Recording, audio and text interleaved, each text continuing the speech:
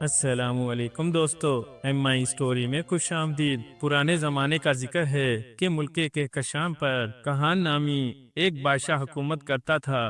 اس کی حکومت دور دور تک پھیلی ہوئی تھی۔ اس کے پاس خدا کا دیا ہوا سب کچھ تھا، لیکن وہ اولاد سے محروم تھا۔ اس نے ہزار حکیموں سے علاج کروایا اور بزرگوں سے دوائیں منگوائی، لیکن اس کی قسمت اس گور سے محروم تھی، اور یہی فکر اسے خون کی طرح کھائی جا رہی تھی۔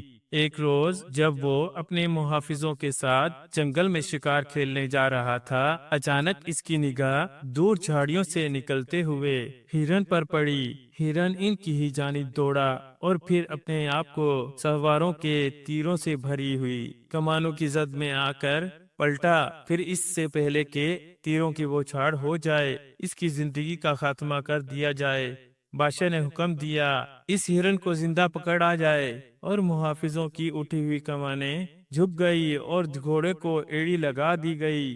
بے وقت گھوڑوں کا سیلاب ہرن کے تعاقب پر دوڑ پڑا۔ سب سے آگے بادشاہ کا ہی گھوڑا تھا۔ ہرن اپنی زندگی بچانے پر تلا ہوا تھا، اور بادشاہ کا گھوڑا بھی سائی کی طرح اس کے تعاقب میں لگا ہوا تھا۔ تھوڑی دیر بعد بادشاہ اپنے ساتھیوں سے بہت دور ہو چکا تھا، اور تعاقب اب بھی جاری تھا۔ ہرن اپنے آپ کو بچانے کے لیے بھاگے جا رہی تھی، اور بادشاہ بھی ہر ممکن کوشش میں لگا ہوا تھا اس خوبصورت ہرن کو زندہ ہی پکڑے، ورنہ وہ ہر وقت بادشاہ کے تیر کی زد میں آ رہا تھا۔ اب جنگل گھنا ہونے لگا تھا۔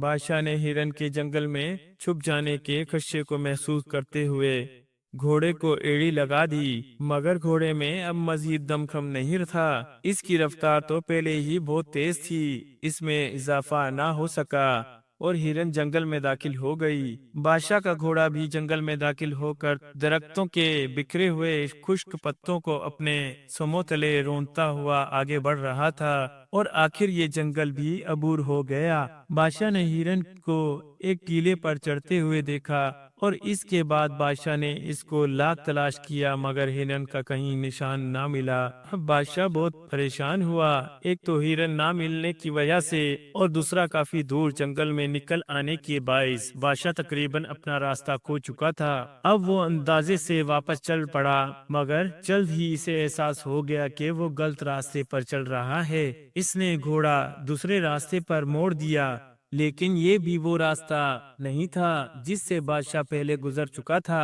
اندھیرا بڑھتا جا رہا تھا، جنگل کی ویرانی اور خاموشی اس کے لیے مزید پریشانی کا باعث بنی ہوئی تھی۔ اب وہ کسی آبادی کی تلاش میں تھا، لیکن اس سنسان اور خطرناک جنگل میں کون رہ سکتا تھا؟ یہی سوچ کر وہ فکر مند ہو جا رہا تھا۔ اس نے گھوڑا آگے بڑھایا اور ایک ٹیلے پر چڑھ کر چاروں طرف نظر دوڑائی۔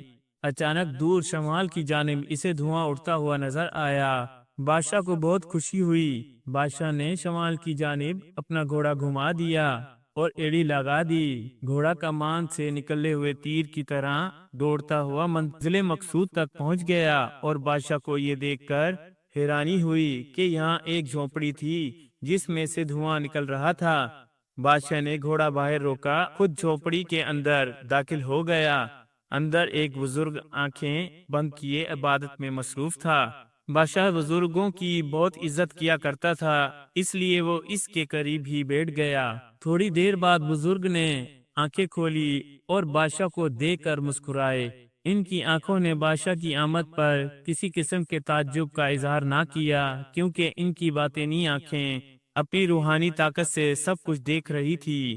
پھر اس سے پہلے کہ بادشاہ اپنا تعارف کرواتا، انہوں نے مٹی کا ایک پیالہ اٹھایا اور بادشاہ کو دیکھ کر بولے، باہر سے پانی لے کر آؤ۔ بادشاہ اٹھا اور تالاب سے پانی لے آیا۔ بزرگ نے آدھا پانی خود پیا اور باقی بادشاہ کو پینے کے لیے حکم دے دیا، اور بادشاہ نے بلا وجہ پانی پی لیا۔ اس کے بعد بزرگ نے فرمایا، میں تمہیں بھی جانتا ہوں اور تمہارے دل کی تڑپ کو بھی جانتا ہوں۔ میں نے تمہیں آزمانے کے لیے پانی لانے اور پھر پی جانے کا حکم دیا تھا، اور میں خوش ہوا کہ تم میں غرور اور تکبر نہیں ہے، اور کوئی شاہی غرور بھی نہیں ہے۔ آپ جیسے بزرگوں سے کوئی بات پوشیدہ نہیں رہتی۔ حضور میرے غم اور الجھن کو بھی یقیناً جانتے ہی ہوں گے۔ بادشاہ نے ادب سے جواب دیا، بادشاہ کا اشارہ اولاد سے محرومی کی طرف تھا۔ وہ بزرگ مسکرائے اور پھر بولے، تمہاری قسمت میں اولاد لکھی ہے، کہاں وہ تمہیں ضرور ملے گی، اللہ تعالیٰ تمہیں یہ نعمت ضرور عطا فرمائیں گے۔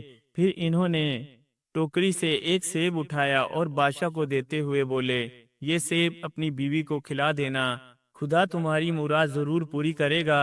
جناب میں راستہ بھول گیا ہوں، براہ کرم مجھے واپسی کا راستہ بھی بتلا دیں۔ بادشاہ نے بڑے ادب سے کہا، گھوڑے پر سوار ہو کر رخ جنوب کی طرف کر کے آنکھیں بند کر لو، پھر 3 مرتبہ بسم اللہ پڑھو۔ جب آنکھیں کھولو گے تو اپنے آپ کو اسی جنگل میں پاؤ گے جہاں سے تم شکار کے لیے آئے تھے۔ بزرگ نے فرمایا، حضور اگر کبھی دوبارہ قدم بوشی کی خواہش ہو تو آپ کے پاس پہنچنے کا طریقہ کیا ہے؟ بادشاہ نے سوال کیا، تم اسی جنگل میں شمال کی جانب منہ کر کے اور آنکھیں بند کر کے 3 دفعہ بسم اللہ پڑھو گے تو اپنے آپ کو اس جھونپڑی کے سامنے پاؤ گے۔ بزرگ نے جواب دیا اور دوبارہ عبادت میں مشغول ہو گئے۔ بادشاہ جھونپڑی سے باہر نکل آیا اور گھوڑے کا رخ جنوب کی طرف کر کے اس پر سوار ہو گیا، پھر آنکھیں بند کر کے 3 مرتبہ بسم اللہ پڑھی۔ جب آنکھیں کھلی تو اس جنگل میں گھورام سا مچا ہوا تھا، کیونکہ بادشاہ کے ساتھی ڈھونڈ ڈھونڈ کر تھک چکے تھے اور اسے نہ پا کر سخت پریشان ہوئے جا رہے تھے۔ اب بادشاہ کو دیکھ کر ان کی جان میں جان آئی۔ بادشاہ نے اسی وقت واپسی کا اعلان کر دیا اور رات کو ہی بادشاہ اپنے محل میں پہنچ گیا اور ملکہ کو خوشخبری سنائی۔ وہ بھی بہت خوش ہوئی اور پھر اس نے سیب کھا لیا۔ قدرت خدا سے 9 ماہ بعد ملکہ کے ہاں ایک خوبصورت بیٹی پیدا ہوئی۔ ملک بھر میں خوشیوں کی لہر دوڑ گئی، جشن منانے جانے لگے، غریبوں اور مسکینوں کو مالا مال کر دیا گیا۔ شاہی خزانے سے 7 دن تک ملک کے ہر چھوٹے بڑے کو مفت کھانا کھلایا گیا۔ مختصر یہ تھا کہ ہر طرف جشن ہی جشن تھا۔ 8ویں دن بادشاہ نے ذاتی طور پر ایک جشن منانے کا فیصلہ کیا۔ اس زمانے میں جادوگر، جادوگرنیوں اور ساحر اور پریوں کا بہت زور ہوا کرتا تھا۔ بادشاہ نے اس موقع پر انہیں بھی مدعو کرنے کا فیصلہ کیا اور سب کو دعوت نامے بھجوا دیے۔ ایک جادوگر جس کا نام ہلکاس تھا، اس کو دعوت نامہ نہ بھجوایا کیونکہ بادشاہ اس سے بہت نفرت کرتا تھا۔ وہ جادوگر بہت ظالم اور بے رحم تھا۔ اس نے انسانی کھوپڑیوں سے اپنا محل بنا رکھا تھا اور انسانی خون پی کر بطور پانی استعمال کیا کرتا تھا۔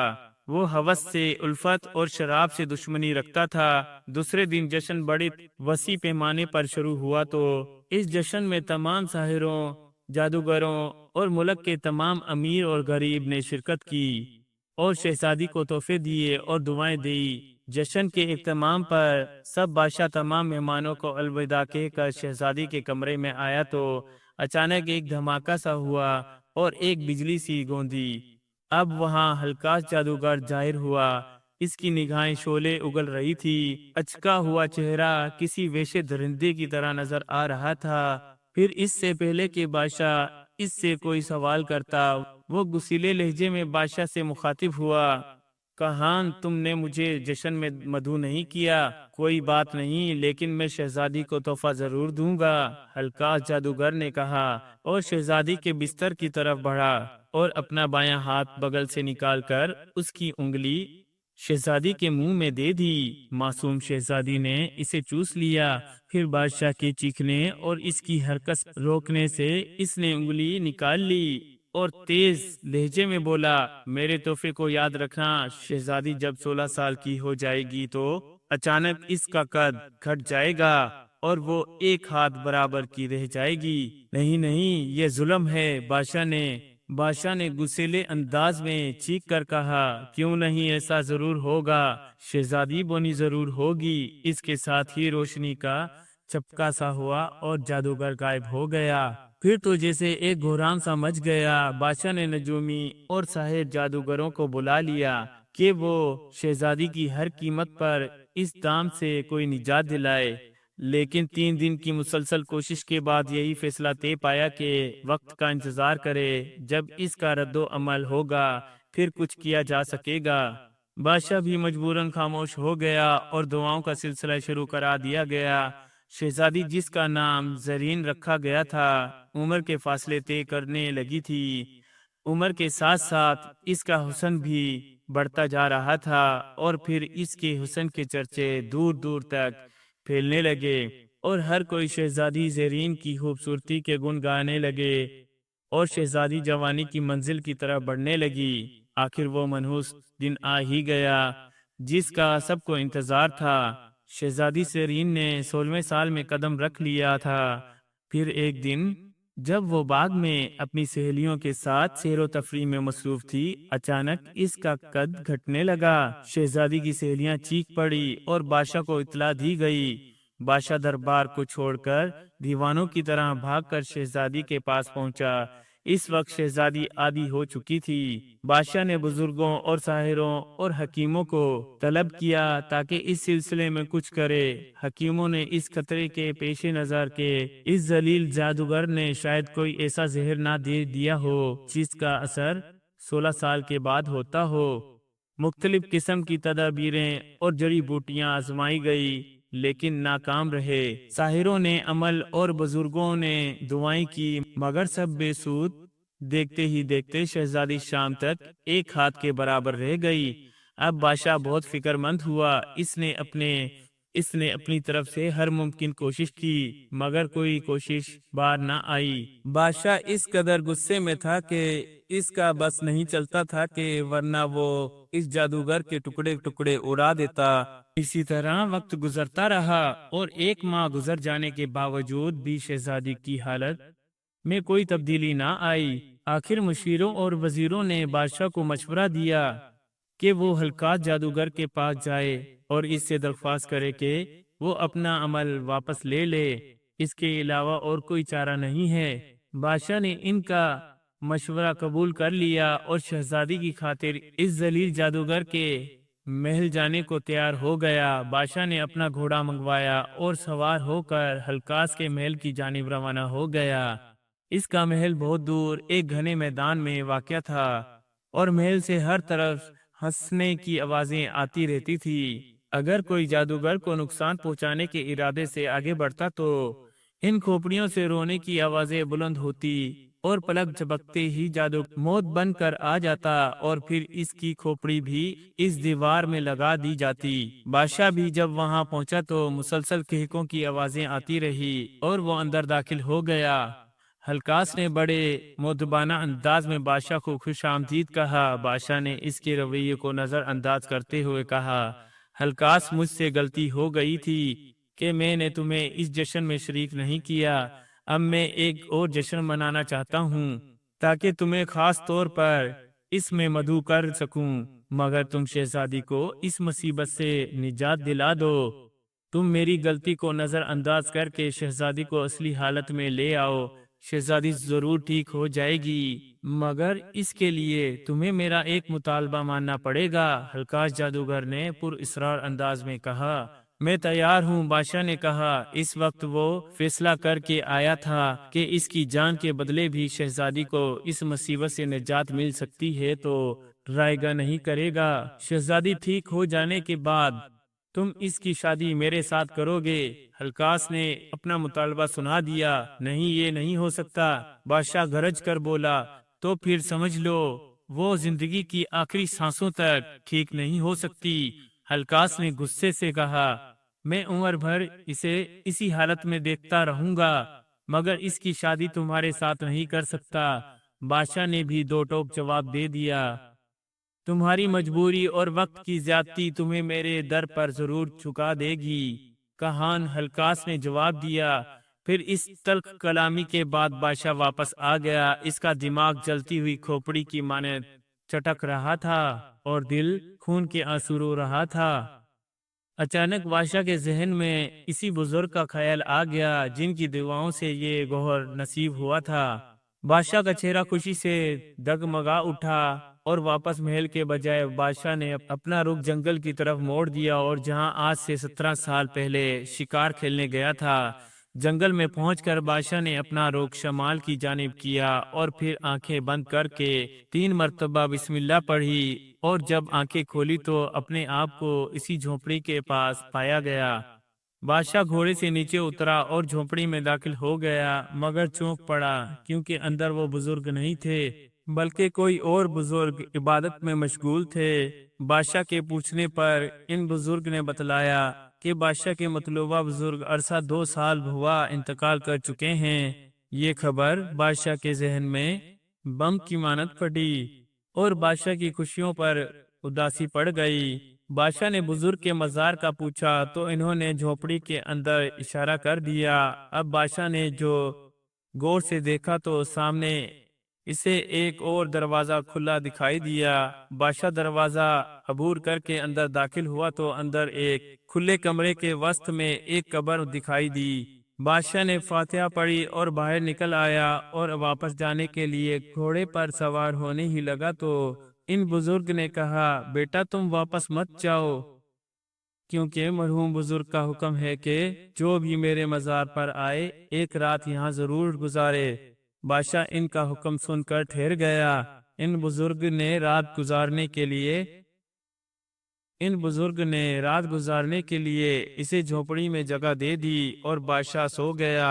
رات کو بادشاہ نے خواب میں پہلے والے بزرگ کو دیکھا جو کہہ رہے تھے، گہان تم کیا سمجھ کر واپس جا رہے تھے؟ میرا جسم سو گیا ہے مگر میری روح تو جاگ رہی ہے۔ تم جو مقصد لے کر آئے ہو وہ ضرور پورا ہوگا۔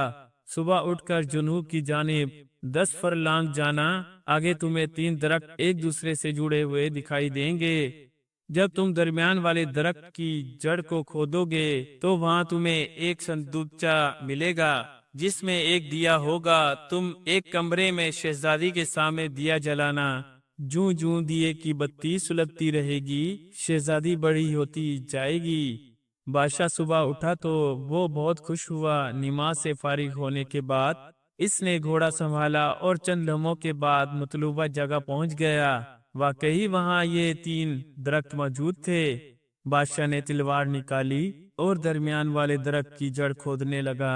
ابھی بادشاہ نے 6-7 ہی وار کیے ہوں گے کہ اسے ایک ہنکار کی آواز سنائی دی۔ بادشاہ چونک پڑا۔ اس درخت کی شاخ سے ایک اژدہا نیچے اتر رہا تھا اور چاہتا تھا کہ بادشاہ پر حملہ کرے، مگر بادشاہ نے پھرتی سے تلوار کا ایک وار کیا اور اژدہا 2 ٹکڑوں میں تقسیم ہو کر تڑپنے لگا اور بادشاہ نے پھر کھدائی شروع کر دی اور چند فٹ کھدائی کے بعد اس کی تلوار کسی سخت چیز سے ٹکرائی۔ بادشاہ نے اپنے ہاتھوں سے مٹھی اٹھا کر پھینکنا شروع کر دی۔ کچھ ہی دیر بعد مطلوبہ صندوق اس کے سامنے تھا۔ بادشاہ نے جلدی سے صندوقچہ نکالا اور واپس چل پڑا۔ جھونپڑی کے پاس آ کر اس نے جنوب کی طرف منہ کر کے 3 مرتبہ بسم اللہ پڑھی اور جب آنکھیں کھلی تو اس جنگل میں تھا اور پھر وہ جلدی ہی اپنے محل میں پہنچ گیا۔ بادشاہ نے شہزادی کو ایک بند کمرے میں بٹھایا اور دیا جلا دیا۔ دیے کی بتی سلگتی رہی اور شہزادی حیرت انگیز طور پر بڑھنے لگی۔ پھر دیے کی روشنی ٹھمٹھمائی اور جب دیے کی روشنی بجھی تو شہزادی اپنی اصلی حالت میں آ چکی تھی۔ بادشاہ بہت خوش ہوا اور رعایا میں مسرت اور شادمانی کے لہر دوڑ گئی۔ شہزادی بھی بہت خوش تھی کیونکہ آج اسے نئی زندگی مل گئی تھی، لیکن قسمت کو کچھ اور ہی منظور تھا۔ ابھی یہ سب اپنی خوشیوں میں مگن تھے کہ اچانک وہی ظالم جادوگر ہلکاس موجود ہوا۔ تم نے مجھ سے ٹکرا کر اچھا نہیں کیا۔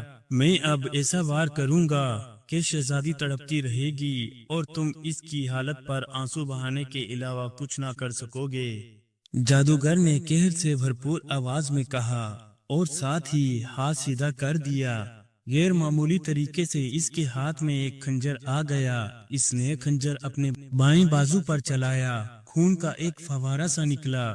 جادوگر نے اپنے ہاتھ میں خون جمع کیا اور پھر کچھ پڑھ کر شہزادی کی طرف اچھال دیا اور وہاں سے غائب ہو گیا۔ مسرت ایک دفعہ پھر جھلک دکھا کر مجبوری کے طوفان میں دب گئی۔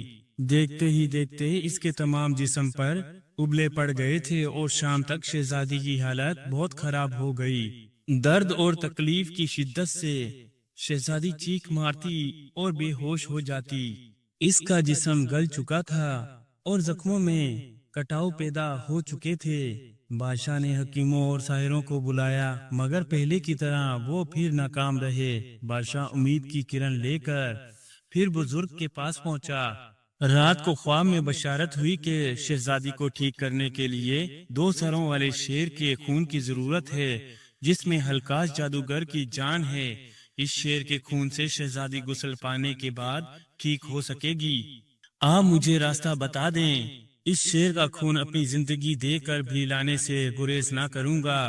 بادشاہ نے پرعزم لہجے میں کہا، میں اس کا راستہ بتانے کو تیار ہوں، مگر اس شیر کی موت تمہارے ہاتھ سے نہیں لکھی۔ جس نے اس کو فنا کرنا ہے وہ خود ہی آئے گا اور شہزادی کے لیے آب حیات بن جائے گا۔ بزرگ نے کہا، آپ مجھے اس نوجوان کا پتہ بتلا دیں، میں خود اسے تلاش کر کے لے آؤں گا۔ بادشاہ نے درخواست کی، نہیں، وہ خود آئے گا، تم وقت کا انتظار کرو۔ بزرگ نے بڑے شفیق لہجے میں بادشاہ سے کہا۔ اس کے بعد بادشاہ کی آنکھ کھل گئی۔ صبح ہوتے ہی وہ واپس محل پہنچ گیا اور وزیروں کو حکم دے دیا کہ تمام ملک میں اعلان کرا دیا جائے، جو نوجوان شہزادی کے لیے 2 سروں والے شیر کا خون لائے گا، اس کی شادی شہزادی سے کر دی جائے گی، وہ تخت و تاج بھی اس کے حوالے کر دیا جائے گا۔ عادل نے آخری چوٹ لگا کر کلہاڑا ایک طرف پھینکا اور لکڑیوں کا گٹھا بنانے لگا۔ گٹھا بنا کر اس نے کندھے پر رکھا اور پھر واپس شہر کی طرف چل پڑا۔ شہر پہنچ کر اس نے لکڑیاں فروخت کی اور واپس مڑا۔ کچھ فاصلے پر اسے ایک مجمع دکھائی دیا۔ قریب جانے پر اسے منادی کرنے والے کی آواز سنائی دی، اعلیٰ حضرت شہنشاہ کہکشاں کی دختر کے علاج کے لیے 2 سروں والے شیر کے خون کی ضرورت ہے۔ بادشاہ سلامت نے اعلان فرمایا ہے کہ جو نوجوان 2 سروں والے شیر کا خون لائے گا، شہزادی زرین کی شادی اس خوش قسمت انسان سے کر دی جائے گی اور کہکشاں کی سلطنت کا مالک بھی بنا دیا جائے گا۔ اس منادی کو عادل نے بھی سنا۔ اسے ایسا محسوس ہوا جیسے اس کی زندگی کی بہت بڑی تمنا پوری ہوگی، اور اس کا شوق اس بات کا ظاہر کر رہا تھا کہ جیسے وہ پیدا ہی منادی سننے کے لیے ہوا تھا۔ ہجوم کے جٹ جانے کے بعد بھی وہ اسی جگہ کھڑا رہا، اونچائی پر رکھے ہوئے نگارے کو غور سے دیکھتا رہا۔ جیسے ابھی اس میں سے 2 سروں والا شیر نکلے گا اور وہ اس کی گردن کاٹ کر خون حاصل کر لے گا۔ پھر بھوک نے اس کے خیالات کا شیرازہ بکھیر دیا اور وہ قریب ہی ایک ہوٹل میں گھس گیا۔ لکڑیوں سے ملنے والی رقم سے اس نے کھانا کھایا اور اپنی جھوپڑی کی طرف بڑھ گیا، جو شہر کے تقریباً آخری کونے میں واقع تھی۔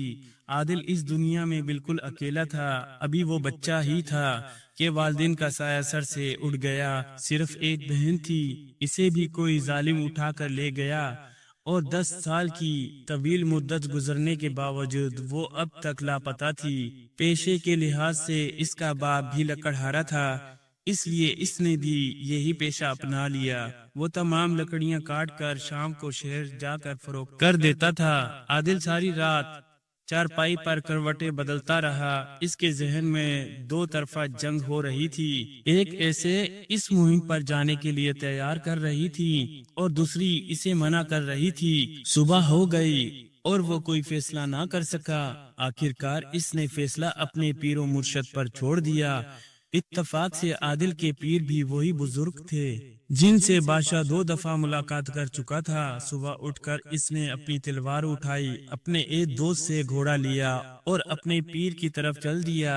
اسی جنگل میں پہنچ کر اس نے شمال کی طرف رخ کر کے 3 دفعہ بسم اللہ پڑھی، اور جب آنکھیں کھلی تو وہ جھونپڑی کے دروازے پر کھڑا تھا۔ اس نے مزار کی زیارت کی اور وہیں پڑھ کر سو گیا۔ حسب معمول خواب میں اس بزرگ نے عادل کو ہدایت دی، تم ضرور اس سفر پر جاؤ گے، اللہ کے فضل و کرم سے تم کامیاب رہو گے، کیونکہ تم ایک نیک مقصد لے کر جا رہے ہو۔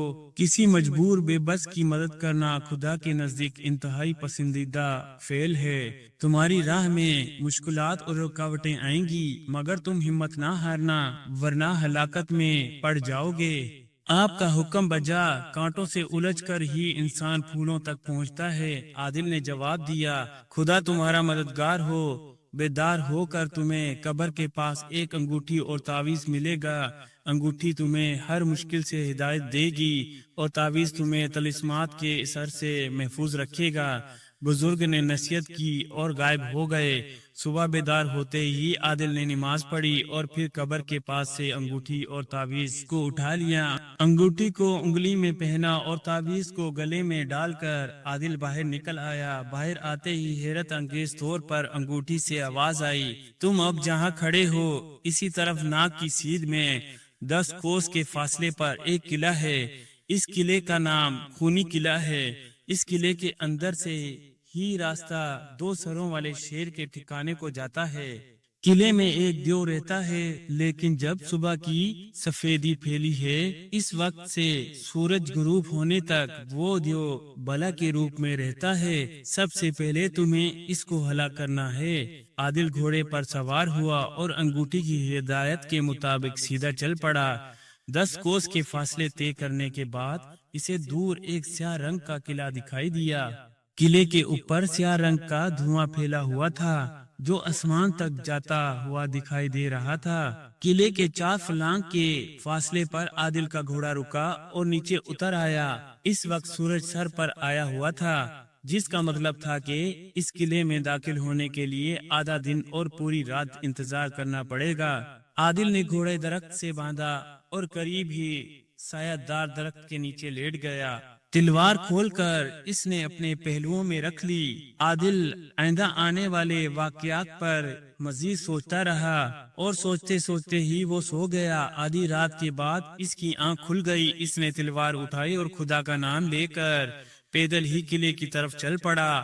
جب وہ قلعے کے آئینی دروازے کے قریب پہنچا تو صبح کی سفیدی نمودار ہو چکی تھی۔ یوں ہی وہ دروازے پر داخل ہونے لگا۔ اچانک ہی وہ سیاہ دھواں جو قلعے کے اوپر گھوم رہا تھا نیچے دروازے کی طرف آنے لگا اور عادل گھبرا گیا کیونکہ اسے آگے کچھ بھی نظر نہیں آ رہا تھا۔ اسی لمحے انگوٹھی سے آواز آئی، عادل تم اس دھویں کی پرواہ کیے بغیر آگے بڑھتے چلے جاؤ، راستے میں تمہیں بہت سی آوازیں بلائیں آئیں گی، تم نے رکنا نہیں ہے اور نہ ہی پیچھے مڑ کر دیکھنا ہے ورنہ تم تمام عمر کے لیے اندھے ہو جاؤ گے۔ عادل اندازے سے آگے بڑھنے لگا اور پھر دروازے میں داخل ہو گیا۔ ابھی اس نے 2-4 ہی قدم بڑھائے تھے کہ اچانک خوفناک چیخوں کی آوازیں آنے لگی اور پھر ان چیخوں میں مظلومیت آ گئی۔ ان چیخوں سے ایسا محسوس ہوتا تھا جیسے کوئی ظالم کسی عورت کا گلا کاٹ رہا ہو اور وہ مدد کے لیے پکار رہی ہو۔ عادل نے کوئی پرواہ نہ کی اور آگے بڑھتا چلا گیا۔ اچانک عادل اچھل پڑا، اسے اپنے قریب ہی اپنی گمشدہ بہن کی آواز سنائی دی۔ عادل بے اختیار پیچھے دیکھنے کے لیے مڑا، لیکن کسی غیر مرئی طاقت نے اسے ایسا نہ کرنے دیا، جس کا رد و عمل یہ ہوا کہ اب وہ چیخیں گونجدار کہکوں میں بدل گئی اور اسے دھمکی دینے جانے لگی کہ اگر وہ آگے بڑھا تو جلتے ہوئے الاؤ میں جا گرے گا۔ لیکن عادل تو پہلے ہی ان باتوں کے لیے تیار تھا۔ آخر وہ اس خونی راستے کو عبور کر کے ایک بہت بڑے اور خوبصورت باغ میں پہنچ گیا۔ ابھی وہ یہ فیصلہ بھی نہ کر پایا تھا کہ اب وہ کس طرف کا رخ کرے۔ اسے اپنے نزدیک ایک زوردار گھرہٹ سنائی دی۔ عادل نے گھوم کر دیکھا تو اس کے دائیں جانب ایک بہت بڑی سیاہ رنگ کی بلا اسے خواہ خور نظروں سے گھور رہا تھا۔ عادل اسے دیکھتے ہی سمجھ گیا کہ یہ وہی جن ہے جن کو وہ سفیدی سے دھوپ نکلنے تک ہی ختم کر سکتا ہے۔ پھر عادل کے سنبھلنے سے پہلے ہی بلا سے گھرہٹ کے ساتھ ایک حسبت لگائی اور اس کے ساتھ ہی عادل کے ہاتھ سے تلوار چھوٹ کر دور جا گری۔ بلا پلک چمکتے ہی گھوما اور دوبارہ حملہ آور ہوا۔ عادل نے ایک طرف ہٹ کے اس کے پیٹ پر لات ماری اور وہ ایک درخت سے جا ٹکرایا، مگر نیچے گرتے ہی اس نے دوبارہ بجلی کی تیزی سے حسبت لگائی اور عادل کے شانے پر سوار ہو کر پشت میں اپنے نوکیلے دانت چبھا دیے۔ عادل کے درد سے چیخ نکل گئی۔ یہ حملہ اتنا بھرپور اور اتفاقیہ تھا کہ عادل چکرا گیا۔ اتنی دیر میں بلّا اپنے پنجوں اور نوکیلے دانتوں سے عادل کا شانہ زخمی کر چکا تھا۔ وہ کسی آدم خور درندے کی طرح گررا کر اس کی جلد ادھیڑ رہا تھا۔ عادل نے جھک کر اپنے دونوں ہاتھوں سے اسے دبوچ کر کسی نہ کسی طریقے اپنی پشت سے کھینچا اور پوری قوت سے قریب ہی درخت سے دے مارا۔ بلے نے ایک کراہٹ کی چیخ ماری اور بکھرے ہوئے سانڈ کی طرح عادل کی طرف جھپٹا۔ اس وقت اس کا جسم کسی غبارے کی طرح پھول چکا تھا۔ اس کی گردن کے بال کانٹوں کی طرح سیدھے کھڑے تھے۔ عادل نے اس کے حملے سے بچنے کے لیے اپنی جگہ سے جمپ لگائی اور چاہتا تھا کہ تلوار کا وار کرے کہ اچانک بلے نے اچھل کر دانتوں سے عادل کی پنڈلی پکڑ لی۔ عادل نے تیزی سے جسم کو جھٹکا دیا اور دوسری لات بلے کے پیٹ پر دے ماری۔ بلّا ایک بھیانک آواز نکالتا ہوا دور جا گرا اور دوسرا وار عادل نے تلوار کا بلے پر کیا۔ ایک زوردار چیخ فضا میں بلند ہوئی اور بلے کی گردن کٹ کر دور جا گری، اور پھر کچھ دیر تڑپنے کے بعد بلّا ٹھنڈا ہو گیا۔ یوں ہی سورج کی پہلی کرن مردہ بلے کے جسم پر پڑی۔ اچانک زوردار آندھی چلنا شروع ہو گئی، اور پھر جب آندھی ختم ہوئی، زمین پر بلے کی جگہ ایک بہت بڑا ہسبت ناک دیو پڑا ہوا تھا۔ موت کے بعد اس کا چہرہ اور بھی خوفناک لگ رہا تھا۔ عادل نے اس طرف سے فارغ ہو کر اپنے جسم کی طرف نظر دوڑائی تو اس کی بھی حالت بہت خستہ ہو چکی تھی۔ اس کے کپڑے پھٹ گئے تھے، پنڈلی اور شانے کا گوشت لٹک رہا تھا، مگر اس کی کامیابی نے اس کے حوصلے بہت بلند کر دیے تھے۔ اس کے بعد عادل وہاں سے آگے بڑھنے لگا۔ سامنے دکھائی دینے والے برآمدے کو عبور کرنے کے بعد عادل کو مختلف دروازے دکھائی دیے، اور ابھی وہ ان میں سے ایک دروازے کی طرف بڑھا ہی تھا کہ اچانک انگوٹھی سے آواز آئی، تم دائیں جانب کے تیسرے دروازے سے اندر داخل ہو جاؤ۔ اب تم نے اس درخت کو تلاش کرنا ہے جس سے رونے کی آوازیں آ رہی تھی۔ عادل دائیں جانب مڑا اور تیسری دروازے میں داخل ہو گیا۔ اندر ایک بڑی اور کشادہ راہداری تھی۔ اس راہداری کا خاتمہ ایک باغ میں ہوا۔ یہ باغ بہت خوبصورت، وسیع اور سرسبز شاداب تھا۔ باغ میں ہر طرف قسم قسم کے پودے اور عجیب و غریب درخت تھے۔ عادل نے خدا کا نام لے کر دائیں جانب سے تلاش کرنا شروع کر دیا۔ کسی متوقع خطرے کے پیش نظر عادل نے تلوار ہاتھ میں پکڑی ہوئی تھی۔ سب سے پہلے اس نے آموں والے حصے کو غور سے دیکھا کہ شاید ادھر سے آوازیں آ رہی ہوں۔ اس کے بعد اناروں والے حصے کو اور اسی طرح مختلف درختوں کے حصوں کو دیکھ بھال کرتا رہا۔ آخر کافی کوشش کرنے کے بعد باغ کے انتہائی کونے سے اسے رونے کی آوازیں سنائی دے رہی تھی، لیکن غور کرنے پر معلوم ہوا کہ رونے کی آوازیں بے وقت 3 درختوں سے آ رہی ہیں۔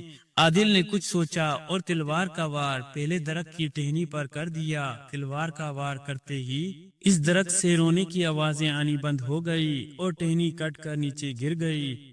اسی طرح دوسرے درخت کے ساتھ ہوا، مگر جو ہی تیسرے درخت پر وار ہوا اور اس کی ٹہنی کٹ کر زمین پر گری، رونے کی آوازیں مزید بلند ہو گئی اور کٹی ہوئی شاخوں سے تازہ خون بہنے لگا۔ ایسا معلوم ہوتا تھا جیسے عادل نے درخت کی ٹہنی کے بجائے کسی انسان کا بازو کاٹ دیا ہو۔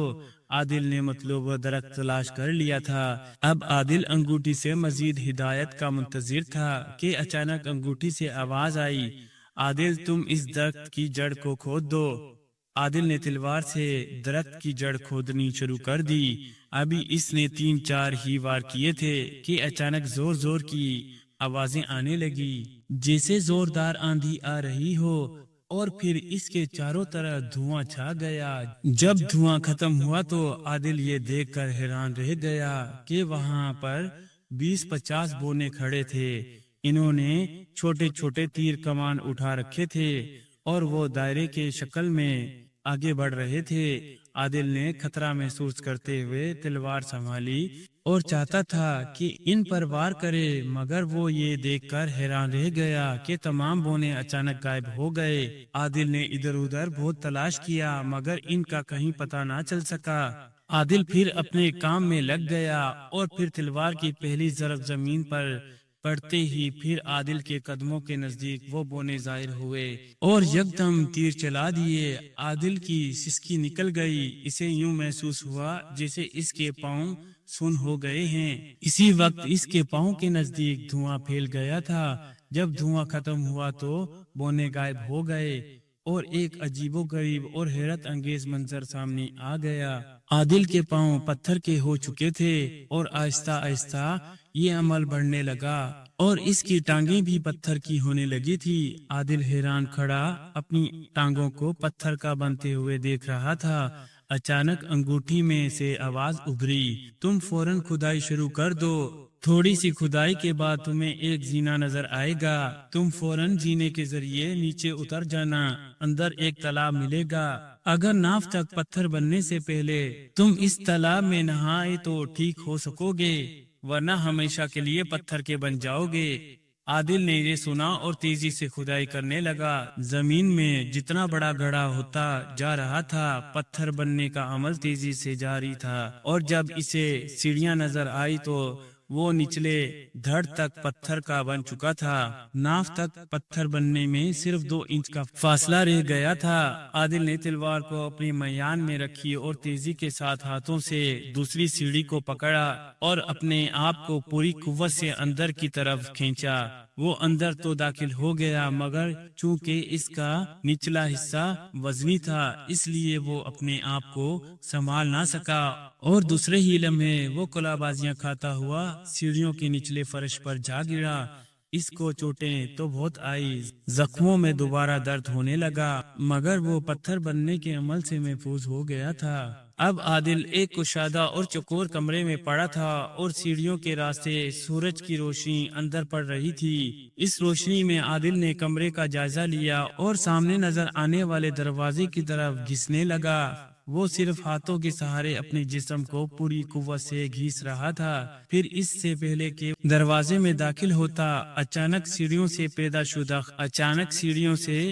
شدہ خلا سے ایک بہت بڑا چمگادڑ بڑبڑاتا ہوا اندر آیا اور تیزی سے عادل کی طرف جھپٹا۔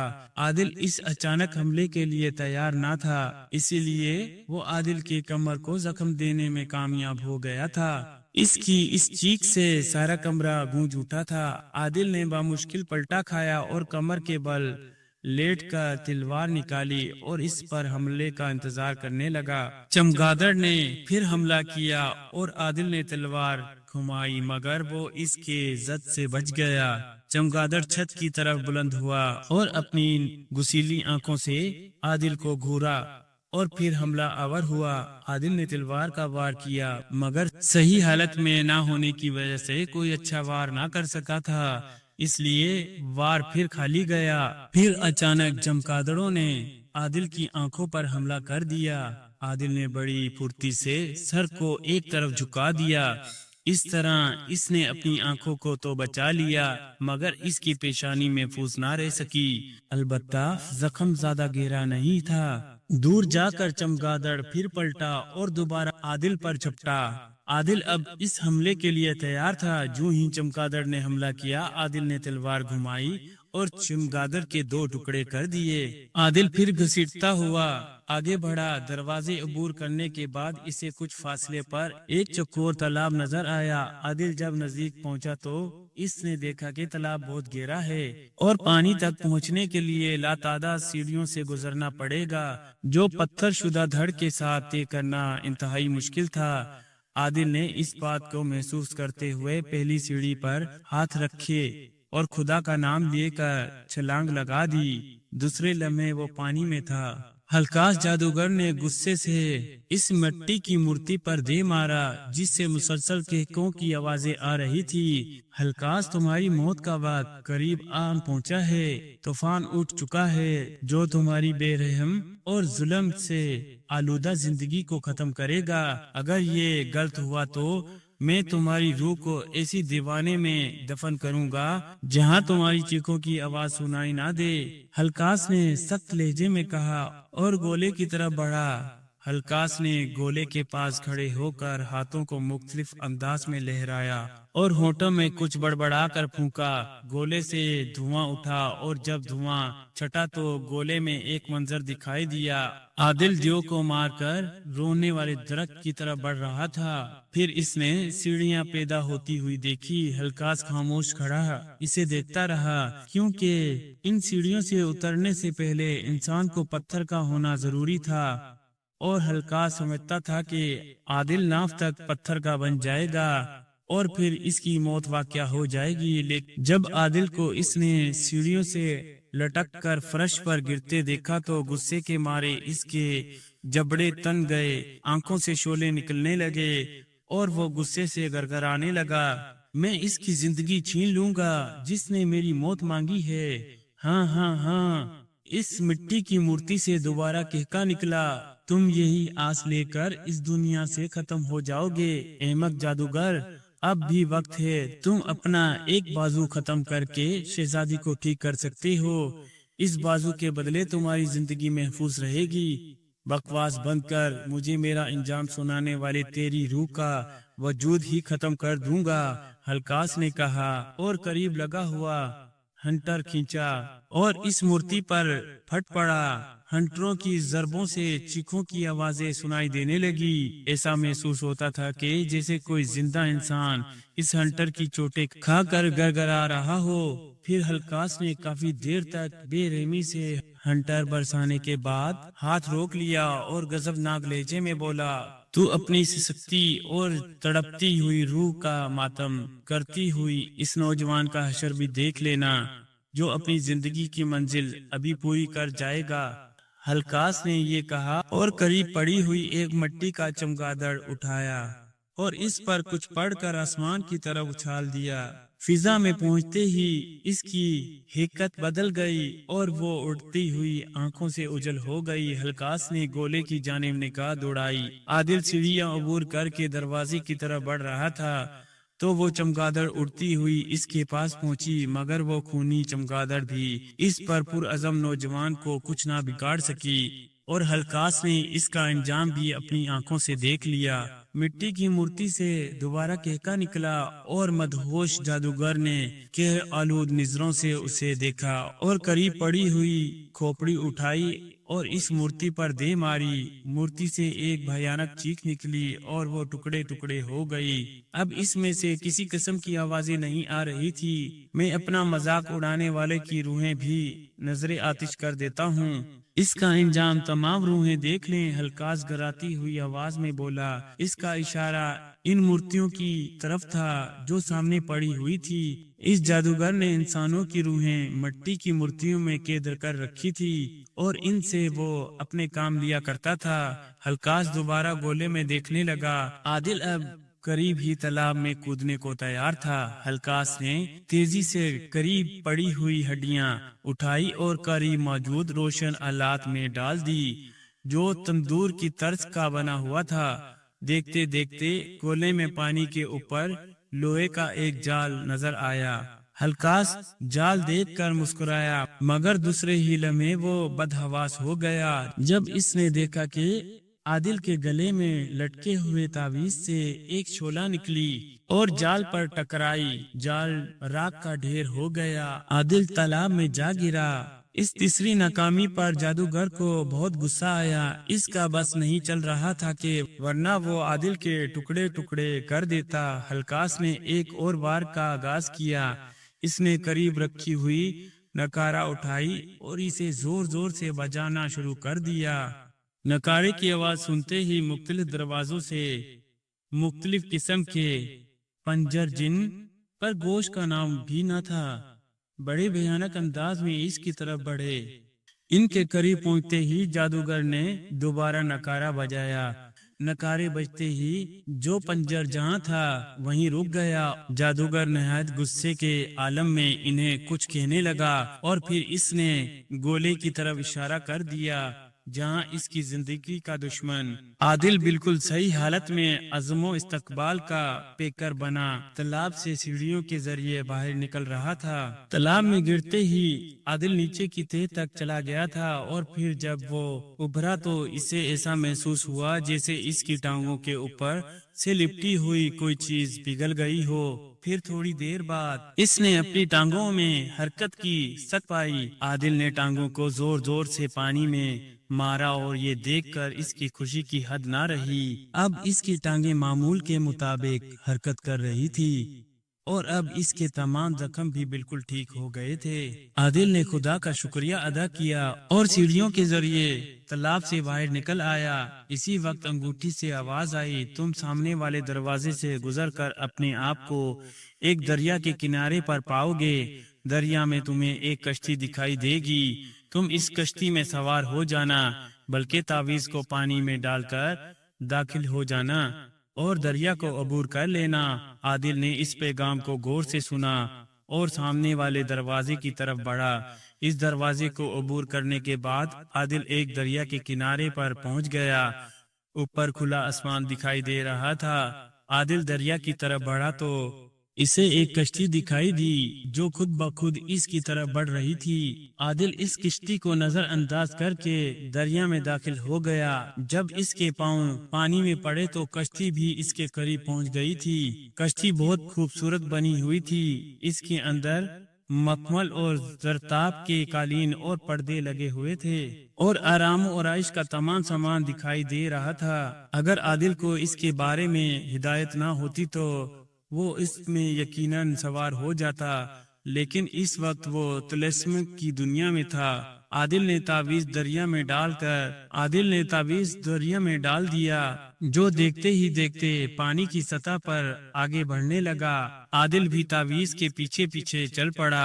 گو پانی کا بہاؤ بہت تیز تھا، اور عام حالات میں دریا کو سیدھا عبور کرنا قطعی ناممکن تھا، مگر شاید یہ تعویذ کا اثر تھا کہ عادل بالکل سیدھا پانی میں تعویذ کے پیچھے پیچھے چل رہا تھا، اور درمیان میں پہنچ جانے کے باوجود ابھی تک اس کے پانی آیا تھا۔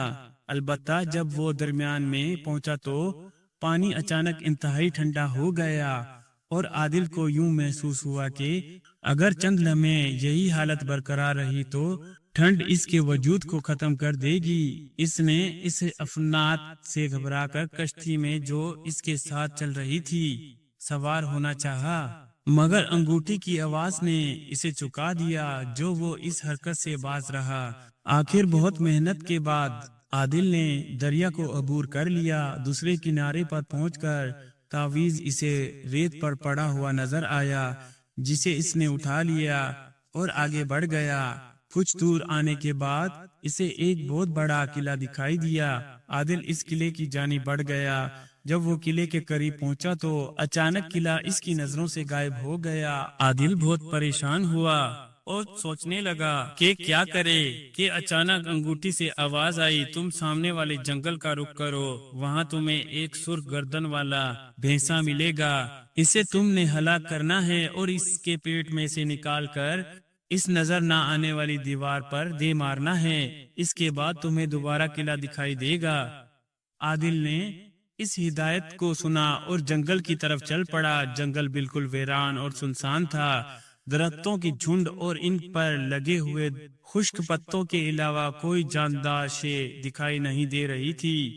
چاروں طرف ہو ہا کا عالم تھا، مگر عادل خوف زدہ نہیں ہوا، بلکہ اس نے اس بھینسے کی تلاش شروع کر دی جس کے متعلق انگوٹھی نے ہدایت دی تھی۔ آخر کافی کوشش اور بھاگ دوڑ کے بعد عادل نے اسے ایک جگہ لیٹا ہوا پا لیا۔ بھینسا بہت خوفناک اور تندرست تھا، اس کے سر پر 12 سینگ نوک والے نظر آ رہے تھے، اور وہ طاقت میں کسی گینڈے سے کم دکھائی نہ دے رہا تھا۔ عادل نے سوچا کہ اسے براہ راست مقابلہ کر کے ہلاک نہیں کیا جا سکتا، اس لیے اس نے ذہن میں ایک سکیم تیار کی اور جلد ہی اس پر عمل شروع کر دیا۔ بھینسا دراصل اس جگہ آرام کر رہا تھا جہاں چاروں طرف موجود درخت ایک دوسرے سے ملے ہوئے تھے۔ وہ ایک ہی درخت کی شاخیں معلوم ہو رہی تھی اور وہاں سے گزرنا محال تھا۔ صرف 2 جگہ سے पत्थर तेजी से भैंसे की गर्दन पर जा दौड़ने लगा और भैंसा हड़बड़ा कर उठ खड़ा हुआ और इधर उधर देखने लगा, मगर इसे कोई भी दिखाई ना दिया। गुस्से की वजह से इसके नथियों से फुहारे की आवाजें निकलने लगी। यूं लगता था कि जैसे वो अपने मद्दे मुकाबिल को नजर आते ही हला कर देगा। आदिल ने दूसरी दफा फिर यही अमल दोहराया और इस दफा पत्थर इसकी पेशानी पर जाकर लगा। अब तो भैंसा गुस्से से बेकाबू होकर पुकारने लगा और सींगों से जमीन खोदने लगा। ये इसके गुस्से की इंतहा थी, लेकिन इसे कोई मद्दे मुकाबिल नजर नहीं आ रहा था। इतना में आदिल ने एक और पत्थर खींच मारा और ये सीधा भैंसे की आंख पर लगा।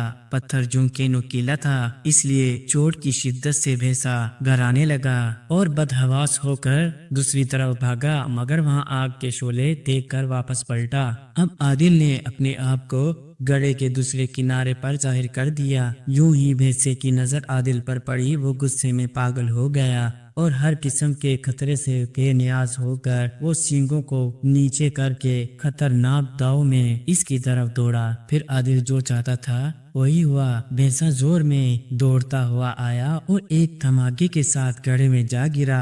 वो जोर जोर से चिंगाड़ता हुआ बाहर निकलने की कोशिश कर रहा था, मगर बेसुध। आदिल ने पत्थर उठा उठाकर इसे पूरी कुव्वत से मारने शुरू कर दिए। इत्तेफाक से इसका एक पत्थर भैंसे की दूसरी आंख पर लगा और इसकी खूनी गराटों से जंगल गूंज उठा। शायद इस पत्थर ने इसे वेनाई से महरूम कर दिया था, क्योंकि अब इसने घड़े की दीवारों से टक्कर मारना शुरू कर दिया था। इस वक्त इसकी हालत बावले कुत्ते से किसी तरह कम ना थी। वो अपने होश हवास खो चुका था। आदिल ने तलवार निकाली और घड़े के किनारे पर लेट कर लंबा हाथ आगे कर खुदा का नाम लेकर भैंसे की गर्दन में वार कर दिया। आदिल के पहले ही वार से भैंसे की आधी गर्दन कट गई। खून का एक फवारा सा निकला और भैंसा कटी हुई मुर्ग की माने तड़पने लगा। फिर आदिल ने दूसरी बार से भैंसे की गर्दन अलहदा कर दी। भैंसा चंदले में तड़पता रहा और फिर वो ठंडा हो गया। आदिल ने गड्ढे में छलांग लगा दी और भैंसे का पेट चाक करके चर्बी के एक बड़े से थैले में से एक स्याह रंग का गज निकाल लिया। खुदा ने आदिल की ये मुश्किल हल कर दी थी, जिसका मतलब ये था कि किले को ढांपने वाली नजरों से ओझल दीवार के खात्मे का समा हो चुका था। ऐसे खतरनाक और घने जंगलों में कोई सही रास्ता तो होता नहीं, लिहाजा अब आदिल अंदाजे से ही किले की सीमत बढ़ रहा था। अचानक अंगूठी से आवाज आई, तुम यहाँ से 100 कदम गिनो और फिर गज को मालूम दीवार पर दे मारो। तुम गज को 13 मर्तबा मारोगे। आदिल जहाँ खड़ा था वहाँ से नाक की सीध में अपने कदम गिनता हुआ आगे बढ़ा।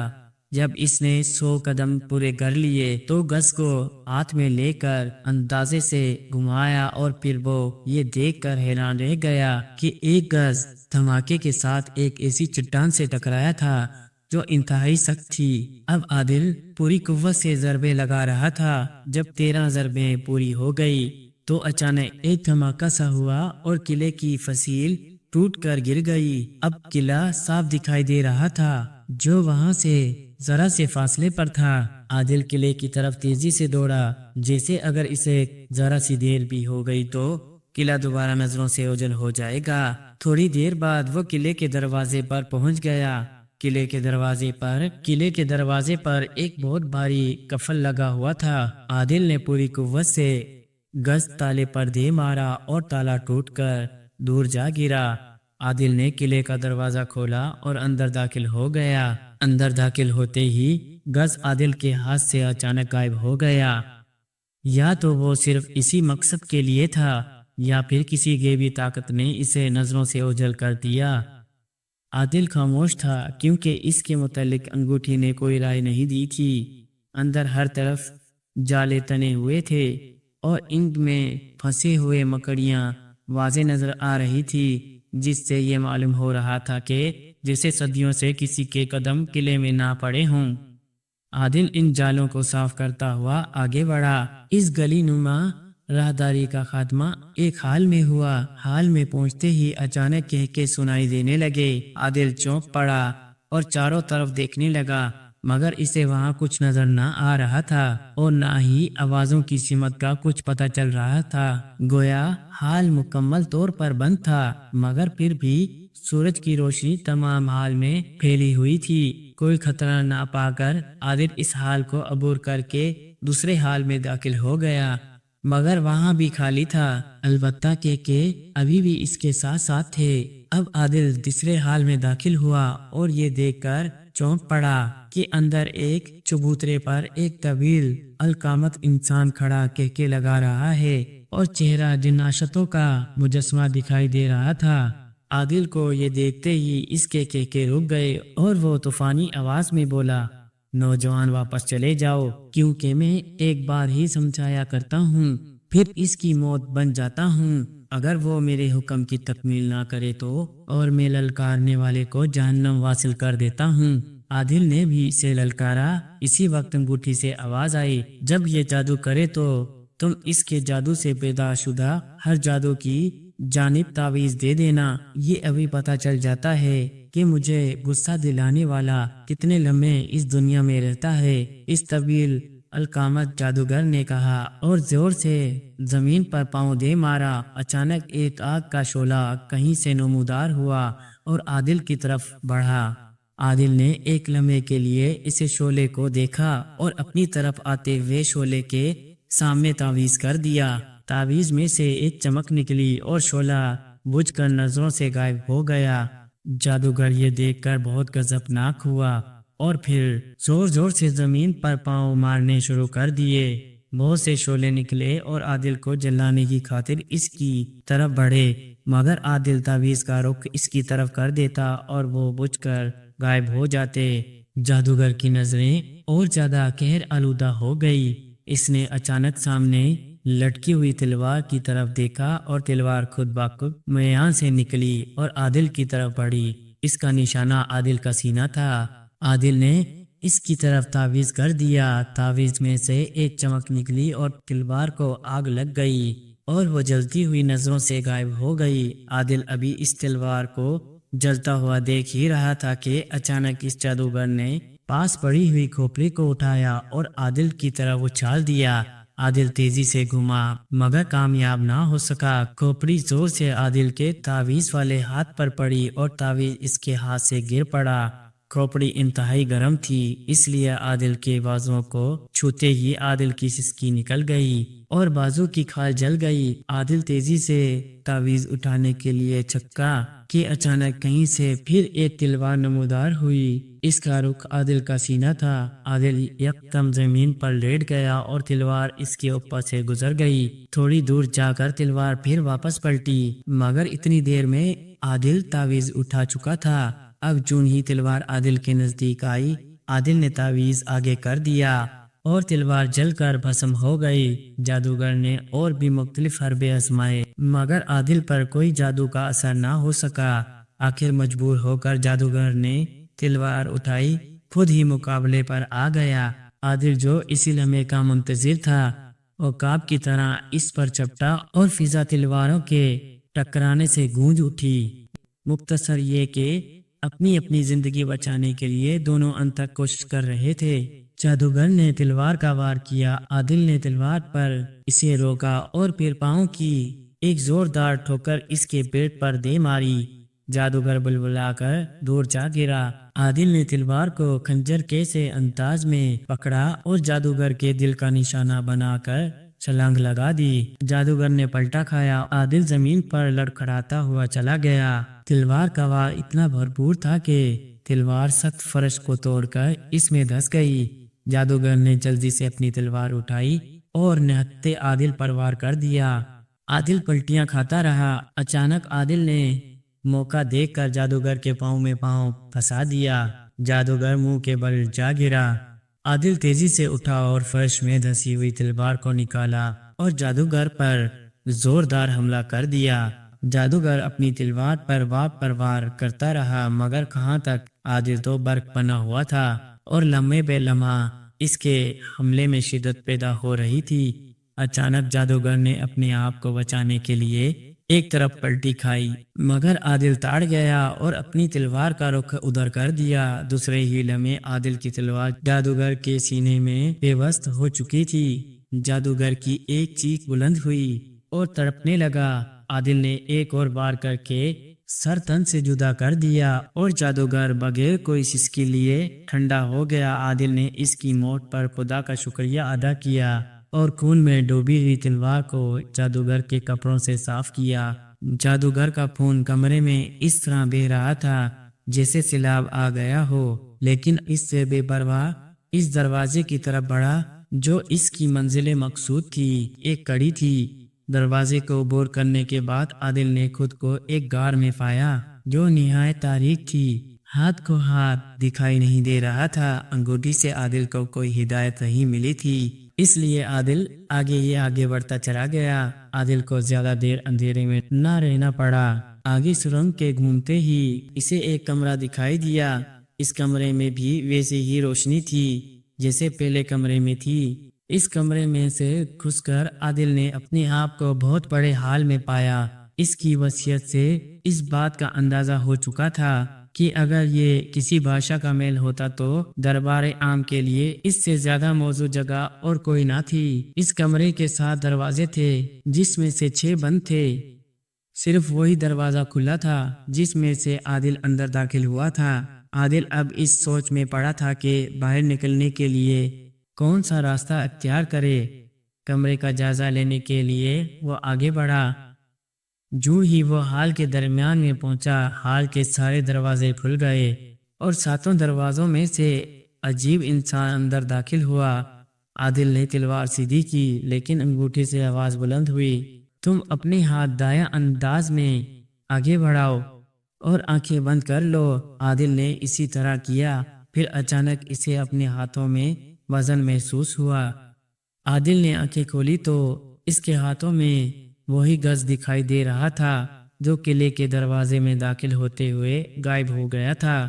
عادل حیران تھا کہ آخر یہ غائب کیوں ہوا تھا۔ اگر یہ ساتھ رہتا تو کیا نقصان تھا اور نہ رہنے سے کیا فائدہ ہوا؟ اس کی حیرت انگوٹھی نے دور کر دی تھی۔ اگر تمہارے پاس یہ گز رہتا تو تعویذ نہیں رہ سکتا تھا، کیونکہ جادو کی طاقت کو توڑنے کے لیے ایک چیز کی ضرورت ہوتی ہے، اور اب گز کے آتے ہی تعویذ غائب ہو چکا ہوگا۔ یہ سنتے ہی عادل کی توجہ گلے کی طرف گئی تو واقعی تعویذ غائب ہو چکا تھا۔ اس کا مقصد واضح تھا کہ گز کے غائب ہوتے ہی تعویذ اس کے گلے میں خود بخود آ جائے گا۔ اتنی دیر میں وہ عجیب مخلوق دروازے میں سے نکل کر کمرے میں جمع ہو چکی تھی اور ایک گھیرے کی شکل میں عادل کی طرف بڑھ رہی تھی۔ یہ مخلوق انسانی ڈھانچے تھے۔ انہوں نے ہاتھوں میں لوہے کے بڑے بڑے سریے، جن کے سروں پر لوہے کے سخت موٹے اور نوکیلے کیل اٹھائے ہوئے تھے، اور وہ گھیرا تنگ کرتے جا رہے تھے۔ اب عادل سمجھ چکا تھا کہ مقابلہ بہت سخت اور جان لیوا ہو سکتا ہے، لہٰذا وہ چوکنا ہو گیا۔ قریب پہنچتے ہی وہ تمام ڈھانچے اس میں ٹکر گئے اور یکدم اس کی طرف مڑے۔ عادل نے بڑی پھرتی سے اپنے نزدیک کھڑی ہوئی ڈھانچے کے کندھے پر گز دے مارا۔ اس کا کندھا ٹوٹ کر دور جا گرا، بالکل ایسے جیسے کچی مٹی کا بنا ہوا ہو۔ اسی لمحے دوسرے پکھرچے نے حملہ کر دیا۔ عادل تیزی سے گھوما اور گز اس کے سر پر دے مارا۔ اس کا سر ٹکڑے ٹکڑے ہو گیا اور وہ منہ کے بل زمین پر جا گرا۔ عادل نے اس کا وار گز پر روکا اور چاہتا تھا کہ اس کو بھی فنا کر دے کہ اچانک اس کے سر پر قیامت ٹوٹ پڑی۔ چوٹ اتنی گہری تھی کہ عادل کی آنکھوں کے سامنے اندھیرا چھا گیا اور اسے اپنا سر بھونتا ہوا محسوس ہوا۔ عادل نے موت سامنے دیکھ کر اپنے حواس اکٹھے کرتے ہوئے پینترا بدل دیا، مگر اس کے پاؤں نیچے پڑے ہوئے تھے۔ پنجر سے ٹکرا گیا، کمر کے بل زمین پر گر پڑا۔ اسی وقت کئی پنجروں کے ہاتھوں میں پکڑی ہوئی سلاخیں ہوا میں لہرائی اور تیزی سے عادل کی طرف بڑھی، اور فضا دل دلانے والے ٹکراؤ سے گونج اٹھی۔ ہلکاس قہر آلود نظروں سے اپنے بھیجے ہوئے ڈھانچوں کا حشر دیکھ رہا تھا، اور جب انہوں نے عادل کو گھیرا اور اس پر حملہ کیا تو ہلکاس نے ایک بھیانک کیکا لگایا، لیکن اس کے کیکے نے اسی وقت دم توڑ دیا۔ اب گولے میں عادل ان پر بھاری تھا اور پھر دیکھتے ہی دیکھتے اس کا آخری حربہ بھی ختم ہو چکا تھا۔ ہلکاس کا غصے کے مارے بس نہیں چل رہا تھا، ورنہ وہ عادل کی تکا بوٹی کر دیتا۔ اچانک ہلکاس نے ایک مکہ اس گولے پر دی مارا، گولا ایک چھنکے کے ساتھ ٹوٹ گیا۔ اس کے ٹوٹتے ہی جادوگر ہیبت ناک آواز میں بڑبڑایا، نوجوان، اس حربے کے بعد میری زندگی تو ختم ہو جائے گی، لیکن میں تمہارا مقصد کبھی پورا نہ ہونے دوں گا، میں شہزادی کی زندگی ہی ختم کر دوں گا۔ ہلکاس جادوگر نے کہا اور دونوں ہاتھ اوپر اٹھائے، پلک جھپکتے ہی وہ شاہی محل پہنچ گیا۔ ہلکاس کو دیکھتے ہی محل کے تمام آدمی خوفزدہ ہو گئے اور خادموں کی چیخیں نکل گئی اور ہر جانب خوف و ہراس پھیل گیا۔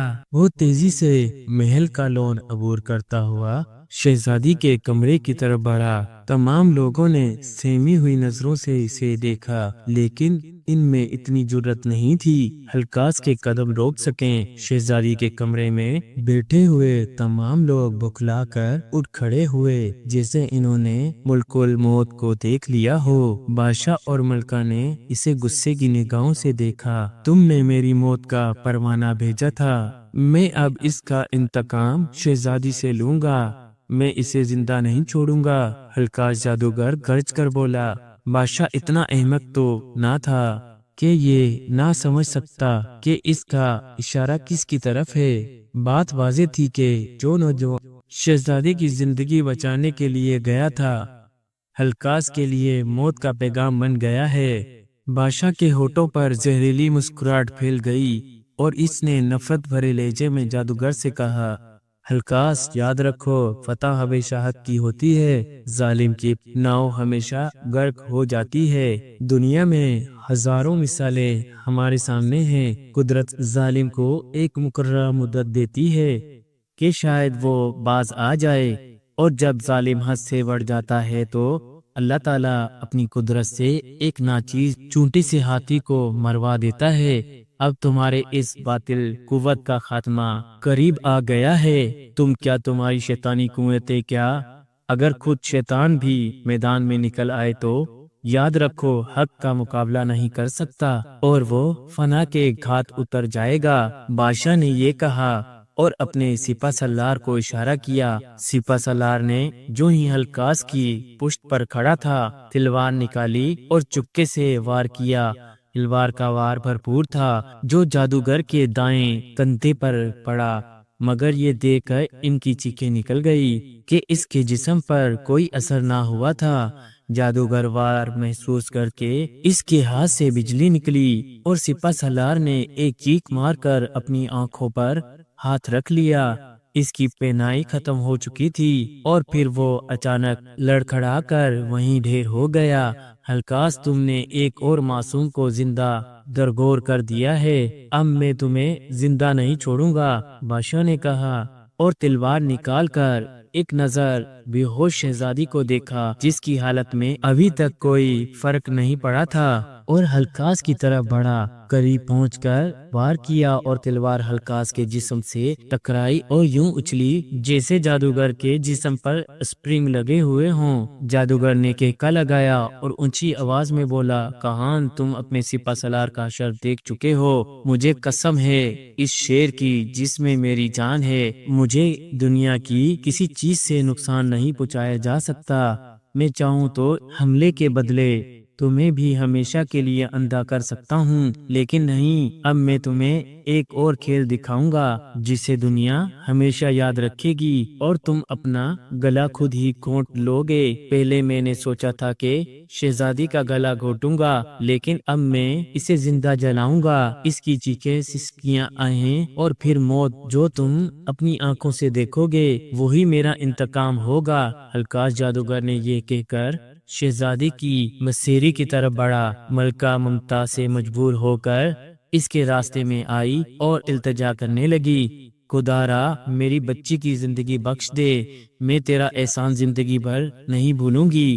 مگر جادوگر نے کوئی توجہ نہ دی اور اس جگہ کو چھوڑ کر قدرے کھلی جگہ آ گیا۔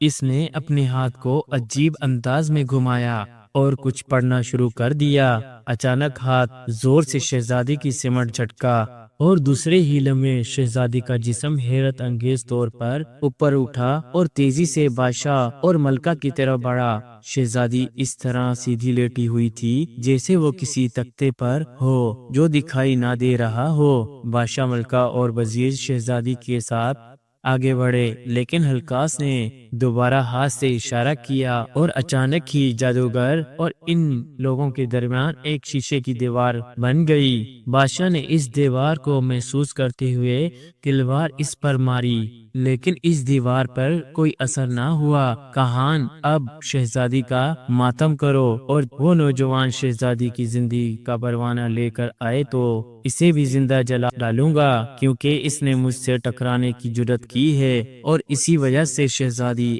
آگ میں بھسم ہو رہی ہے۔ جادوگر نے یہ کہا اور اپنی انگلیوں کو دروازوں اور ان کے اوپر لگے ہوئے آرائشی پردوں اور دیگر لکڑیوں کی کرسی، میز اور جو بھی لکڑی کی چیزیں بنی ہوئی تھی ان کی طرف کرنے لگا، اور وہ خود بخود اڑتی ہوئی اور دور ایک کھلی جگہ پر ڈھیر ہو جاتی۔ دروازے خود بخود دیوار سے نکلتے اور وہیں آ کر ڈھیر ہو جاتے۔ جب اس نے محسوس کیا کہ یہ ڈھیر ایک انسان کو جلانے کے لیے کافی ہے تو اس نے انگلیوں کو اس ڈھیر کی جانب کیا۔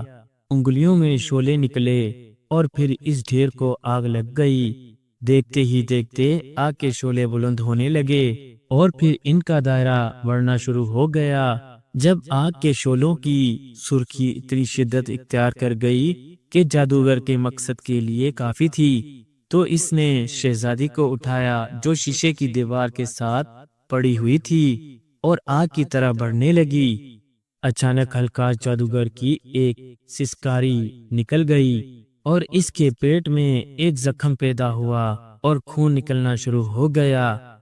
گو زخم کچھ زیادہ گہرا نہیں تھا مگر خون کی تیزی کافی تھی۔ جادوگر نے زخم کو دیکھا اور پھر شہزادی کو اونچا کیا اور چاہتا تھا کہ اسے آگ میں پھینک دے کہ اچانک اس کے منہ سے دردناک چیخ نکل آئی اور وہ کمر کے بل زمین پر گر گیا۔ شہزادی اس کے ہاتھ سے چھوٹ کر زمین پر آ گری۔ اچانک ہی جادوگر نے ایک اور زوردار چیخ ماری اور وہ زمین پر پڑا تڑپنے لگا، اور دیکھتے ہی دیکھتے اس کا سر دو حصوں میں تقسیم ہو گیا اور اس سے خون نکل کر زمین کو رنگین کرنے لگا۔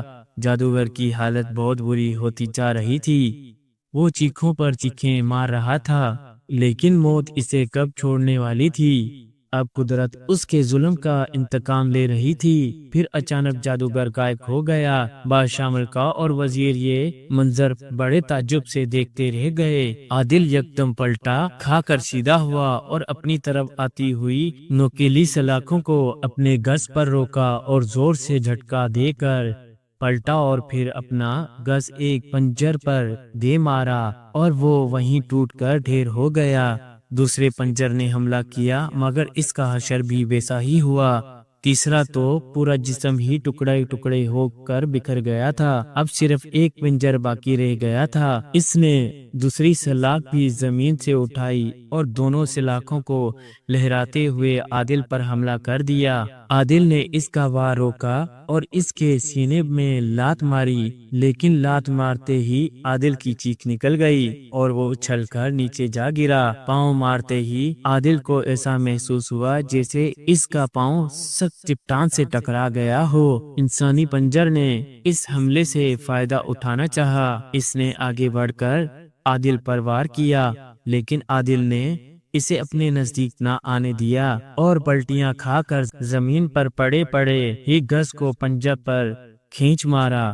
گز عادل کے ہاتھ سے نکلا اور بالکل ٹھیک نشانے پر پڑا اور وہ آخری پنجر بھی مٹی کے برتن کی طرح ٹوٹ کر زمین پر بکھر گیا۔ اس مقابلے سے فراغت پانے کے بعد عادل آگے بڑھا اور ایک دروازے سے گزر کر ایک کھلی راہداری میں نکل آیا جس میں اس کمرے کے دروازے کھلے ہوئے تھے۔ عادل نے اس گیلری کو عبور کیا اور ایک سرنگ کے دہانے پر پہنچ گیا۔ اس سرنگ میں کافی اندھیرا تھا، مگر عادل بخوف خطر سرنگ میں گھس گیا، کیونکہ اگر کوئی خطرہ ہوتا تو انگوٹھی سے ضرور ہدایت ملتی۔ اس گیلری کے اختتام پر عادل کو ایک دروازہ نظر آیا۔ اس دروازے کی چوکھٹ لوہے کی بنی ہوئی تھی اور اس چوکھٹ کی لمبائی کی طرف آری کے مانند داندے بنے ہوئے تھے۔ عادل بہت محتاط انداز میں بڑھ رہا تھا، کیونکہ ہر طرف یہی خطرہ تھا کہ نہ جانے کس وقت کسی سے موڑ پھیر ہو جائے۔ اس نے گز کو اس انداز میں تھام رکھا تھا کہ ابھی کوئی حملہ کرے گا اور وہ اس کا مؤثر جواب دے گا۔